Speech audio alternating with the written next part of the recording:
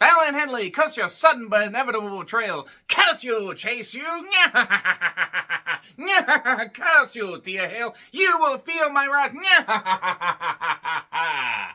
Fallon Henley, presumably. I'm John Recton with my review WWE NXT Spring Breakin. Week 2 with Fallon Henley turning heel and Lola Vice and Natty getting into the NXT Underground. And man, well, stuff certainly occurred on this particular show, so let's just get right into it. This will be the last weekly NXT review that I do. Due in large part to the fact that, honestly, even though NXT does have some good stuff going on, there's only so many hours in a day, in the week, and I work a lot, and I got some stuff that I want to do. A lot of movies, more movies. I don't know why I'm doing the Skeletor voice, but nevertheless, Night 1 recaps. Week 1 recaps. I did enjoy the 3-way, and I enjoyed the main event, and you can check out my review of that. So we're going to whoop that trick. We're going to whoop that trick. We're going to whoop that trick, because Trick deserves it. He congratulates Ilya on a tremendous title run. Good luck on Raw, and now it's the whoop that era. Okay? But, you know, they tried sharing that, and we got that. So, okay, cool. All right. Lash Legend comes out. Apparently, they are dating. You know what? Congratulations to them. And they made innuendos and innuendos in regards to Reese's Cups and Kit Kats. And we were about 2 lines away from having food fetishists absolutely going fucking bonkers. It was certainly a segment that I don't necessarily know if it needed to be on a wrestling program, but I'm sure they had fun. Really, I don't honestly know why this opened the show, but nevertheless. So, Gigi and Ariana Grey. I don't get Ariana's gimmick. I just don't get it. I'm sorry. I don't. They're at a restaurant. Ariana's trying to teach her to be a proper lady. Gigi's burping from drinking water. This whole segment was just like, you know, a giant gas bubble. Actually, this was not that bad compared to some stuff. What was this? Why was this? Is what I've noted. Oba Femi took on Thyvar, who just loves to land with his taint right on everybody, no matter how big or small you are. North American Championship match. Big men doing big men things to each other. Fortunately, Valhalla is pregnant and will not be on the show for a while. Hopefully not for a long goddamn time. Cue Faye Dunaway in Mommy Dearest. If you know, you know. Yeah, they do big man shit. Ivar does a senton to the floor. That must have hurt. A rack drop for 2, a moonsault where basically Oba takes a knee right to the goddamn head, but manages to hit an electric chair drop and a powerbomb 1, 2, 3. Not bad, not necessarily smashing, but it was what it was. And then suddenly Wesley is back. I guess his back is healed because he was only out for a while. I thought he was supposed to be out for almost a year. I hope he's healed. I hope he's all right. It has been a while since he's been back. But got a big reaction. That's good. Drop the Chase U stuff, please. I'm begging you. Don't drop the talent. Just find something better for them to do. Thea is very fired up, and Fallon is upset because she is tired of losing. Then JC Jane with Jasmine Nix, whoever that is, took out. Look, I've kept an eye on some of NXT, and I'm not knocking her. I just don't really. I know they have an association, but I'm not that familiar with her. Thea Hale had Fallon Henley in her corner. And they didn't call up JC Jane. Why exactly? JC is more ready than a couple of the people they called up. She's more ready than Blair Davenport, and she's more ready than Kiana. And I like Kiana, don't get me wrong. Blair, I could take her leave. Hopefully leave. But I think JC's more ready. That being said, she, I guess, still has a few things left to do in NXT. So the jumpstart, JC has it. Thea is improving. JC Jane got her nose busted wide open. I mean, that looked really bad. I'm not faulting anybody. These things happen. She powered through the match. There was some scintillating camera work during this particular match. So, Kimura won it.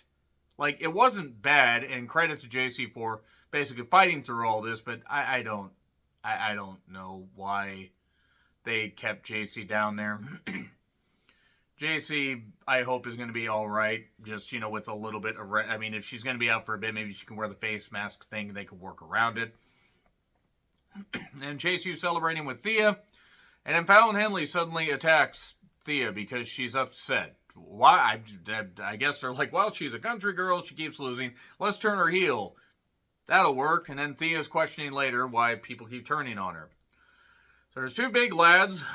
They're known as Tyson and Tariq that are ready to face Gallows and Anderson. Remember when Carl Anderson knocked the fact that NXT was run off of Wednesdays and everything, and he was a bitter little bitch, despite the fact he had no discernible talent and was lucky that he got 4 years worth of paychecks from WWE? Yeah, they shouldn't have been released during the pandemic, but let's not act like Anderson and Gallows were necessarily missed. And they've been back for a bit, and they have meant fuck all. They won with the Magic Killer, so let's move on. So, draft recaps. We hear from coaches, Robbie Brookside, whoever Johnny Moss is. If you are a British wrestling fan or UK wrestling fan, please let me know in the comments. I don't know who he is. I'm not knocking him. I just don't know who he is. So then Ava Rain, or Ava, I think she's just Ava now. I think she just says, I apologize. She was Ava Rain before.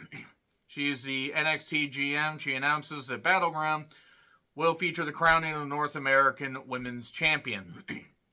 It'll be a 6-way ladder match. There's going to be a 12-woman combine, and the 6 women that impress the most get to advance to the ladder match. Did you follow that? Because that's about all I got out of it. Look, another multiple-person ladder match where I hope that none of the women get hurt. I mean, bumps and bruises, pain, blues, and agony are going to happen, but I'll probably watch Battleground, but good God. Just another messy match. Good Lord. Hopefully it ends up better than the last 6-person ladder match that they had for the North American title. Fun fact, one of those 6 people is still in WWE. So nevertheless, Jada comes out and talks for a bit. Soul interrupts. Ariana comes out, and I don't get the gimmick. Mia Yim's going to be in NXT, so she's probably going to be part of that. Everybody get in here. They send every woman, I assume every recruit, we want you, we want you, we want you as a new recruit, to run out there and have a hockey fight. Bench clearing brawl. The Profits try to inspire Axiom Verge and Frazier. Shayna's helping Lola train, while Carmen was helping Natty train a little bit earlier. Then Ridge took on Sean Spears, where Sean Spears is trying to get Ridge to embrace his dark side. They must be prepping Spears to become a backstage agent, because I think he's just going to work a little bit. He might work the, not takeover, whatever the big event is, around SummerSlam for NXT, and I think that's probably it for him. Maybe they'll debut him as a full-time agent on October 10th. Ha ha. Yeah, hanging DDT won it for Ridge. Let's move on. Roxanne yells at Ava for not being drafted. Champions are protected. And Roxanne doesn't want to wear the red dress. Roxanne doesn't want to put on the red dress. Roxanne, and there we go. She wants competition or just to be respected, or I don't know. People say her promos have gotten better. To me, they couldn't have gotten any worse. She is talented in the ring, but she is going to need a lot of work on promos. Briggs, West, and Ivar want Oba, in the worst way, possibly. Tony D's family is driving around, doing stuff Whoever the blonde is, I'm sorry, that is a forced goddamn accent. It is annoying. Axiom Verge took on AOP. Speaking of annoying, AOP is not going to be good. They are never going to be good. This experiment needed to die when they were released the first time. I'm not saying that they have no value to wrestling in general, but not on the WWE stage. The faces jumpstart before the bell. Scarlett and Cross get kicked out. Not Ellering, who just literally has to be standing there thinking, what am I doing? What am I doing? What the hell am I doing? Bate and Dunn attack AOP while the referee's distracted because they got attacked earlier, and a roll-up 1, 2, 3. So Axiom Verge and Frazier retain the tag titles, and AOP are still going to be featured on this program for some reason. Thea questions why people are madder. Ridge is here, and him and Chase talk. Metaphor here. Well, look, I don't like this group. I don't have anything against the talent in particular, but just the concept of the group annoys me. Fallon's going to put herself first, and they're taking the ropes down. Idris Enofe is worried that he broke the mirror last week, and he has 7 years bad luck. So some blonde shows up. I forget her name. So I honestly forgot her goddamn name. Somebody mentioned it to me and I forgot. She shows up with 2 black cats. You know, bad luck. Those cats look terrified. They really look terrified. They should have been a lot calmer there. Anyway, so yeah, then we have Natty with Carmen against Shayna, against Lola with Shayna in the corner. NXT Underground, they took the ropes down, people are banging on the thing. This is WWE's version of Bloodsport. Bloodsport's an acquired taste. I don't think it's the worst thing in the world. I don't think it's necessarily the groundbreaking thing that people think it is. It works at times, but I don't know. They took it seriously, but they instantly go out to the floor. People are getting wiped out.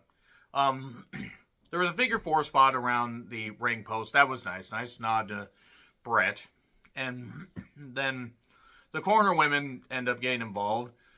And it looks like Natty's actually about to get the victory with the sharpshooter. But then Shayna is choking out Carmen. And Natty says, I have to save my friend even though I'm about to win this match. So they made Natty look like an idiot. Natty's not an idiot. They just made her look like an idiot. And then she got knocked out when she got back in the ring. And Lola won. Roxanne's also going to face off against Chelsea Green. That's all I got to say. All right, that's your NXT Spring Break-In Week 2 review. Did you like it? I thought the show was okay, but I thought considering last week had 2 big championship matches, open and close the show. Yeah, it was nice they built up the underground match. They worked hard, but the style doesn't work for me. That being said, agree, disagree with what I said, like, share, subscribe, Twitter handle in the description. I'm John Rentland. I'll see you soon.